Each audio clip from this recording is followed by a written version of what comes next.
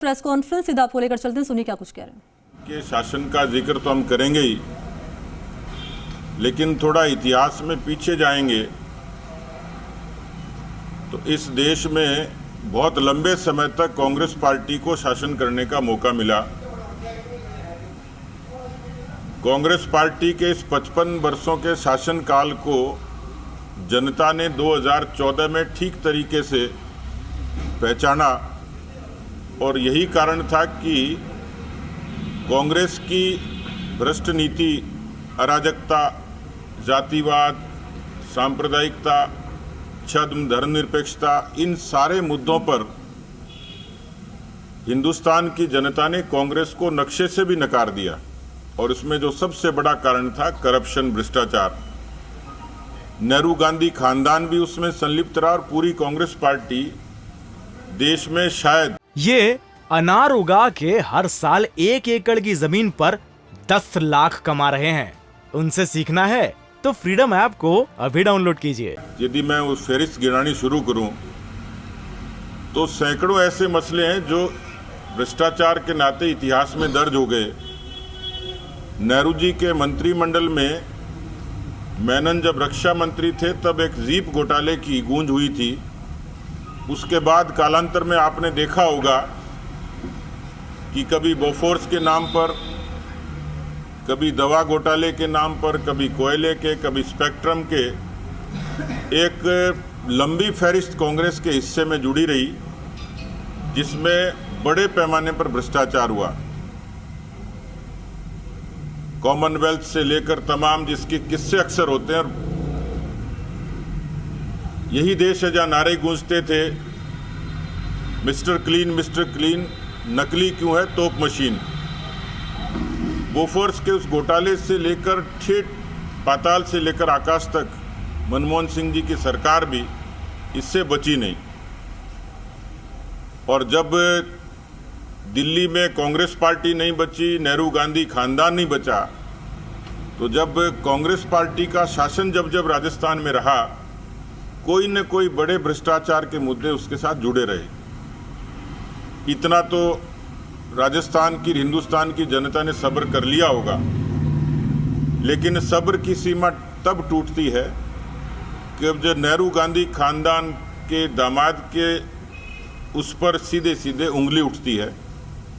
थोड़ा सा पीछे जाएंगे तो 8 से 13 के कालखंड में रॉबर्ट वाड्रा, जिसमें कारक थे, 125 बीघा जमीन इसी कांग्रेस पार्टी की सरकार ने ऐसे व्यक्ति को आवंटित कर दी जिसका कोई अस्तित्व ही नहीं था।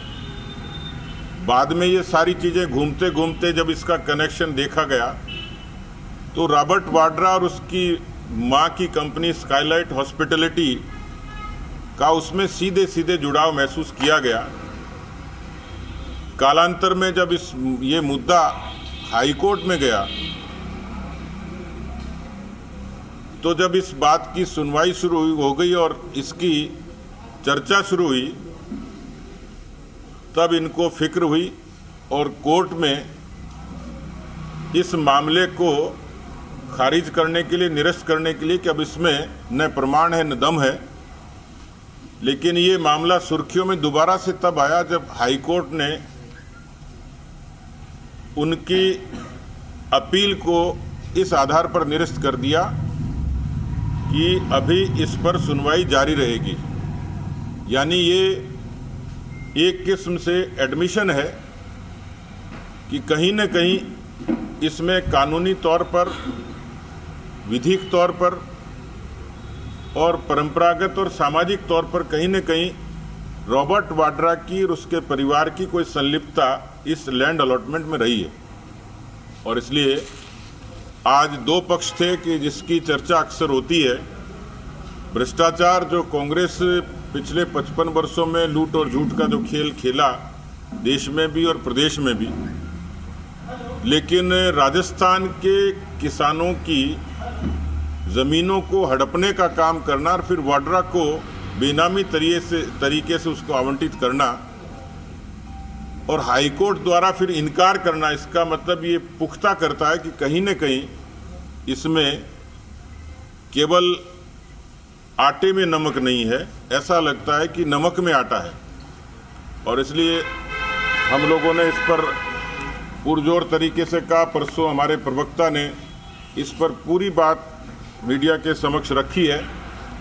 ये वैसा ही मसला है कि जिंदा मक्खी निकलने जैसा। भारतीय जनता पार्टी ने इसको एक किस्म से सोनिया गांधी के दामाद रॉबर्ट वाड्रा, जो राजस्थान के किसानों की ज़मीन हड़पने वाले माफिया से कम कुछ नहीं है, और जिस तरीके से कांग्रेस के मुख्यमंत्री ने, कांग्रेस की सरकार ने इस पर पर्दा डालने की कोशिश की, ये हमारे लिए ये आश्चर्य और ताज्जुब की बात है। शुचिता, नैतिकता और इसकी बात करने वाले, हालांकि मुख्यमंत्री को पब्लिक डोमेन में भी जनता ने स्पष्ट जवाब दिया था कि यहाँ तबादलों में भ्रष्टाचार होता है और बहुत सारी चीज़ें जिसकी एक लंबी फहरिस्त है। लेकिन आज मेरा फोकस सिर्फ राजस्थान की कांग्रेस पार्टी की सरकार, उनके मुख्यमंत्री से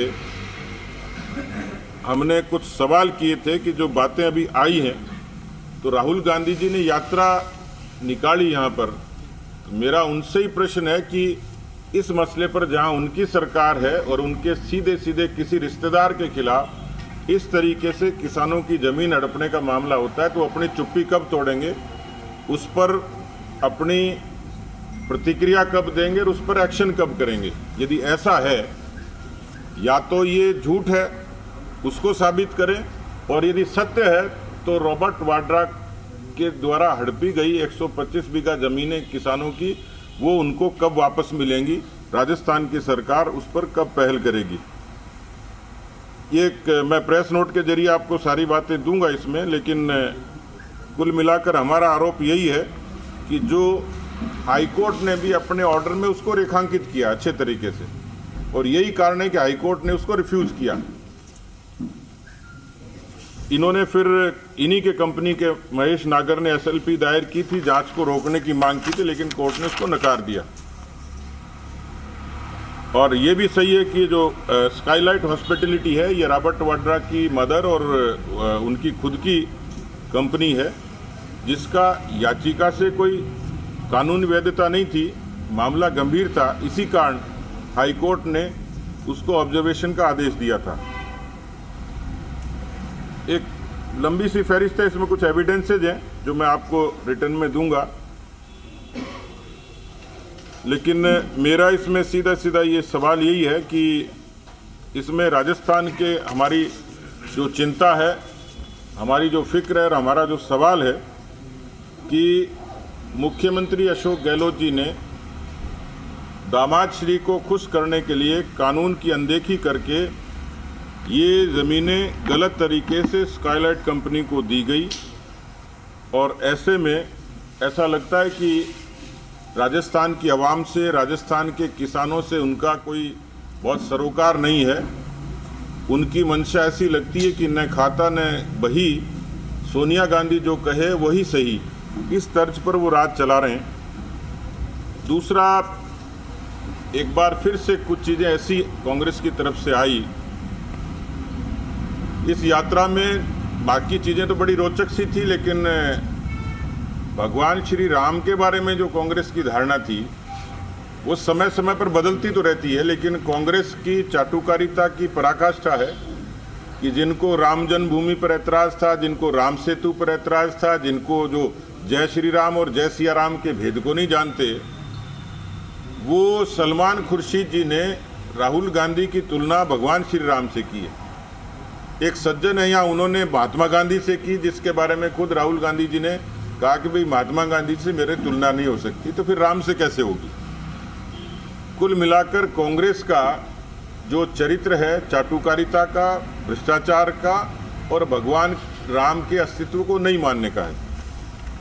तो मुझे लगता है कि इसके बारे में जो आज मैंने आपसे निवेदन किया, जो आग्रह किया कि हाईकोर्ट ने उनकी उस याचिका को खारिज करने की, जांच को रोकने की याचिका को खारिज करने के बाद ये प्रश्न खड़ा होता है कि अशोक गहलोत जी या खुद राहुल गांधी जी, क्योंकि उनके परिवार पर आरोप है, तो क्या उदारता से, निरपेक्षता से और ईमानदारी से जिस बात की वो चर्चा अक्सर करते हैं, कोई बड़े दिल का परिचय देंगे और राजस्थान के उन किसानों की ज़मीनों को हड़पने का जो काम किया उसका कोई समाधान करेंगे क्या?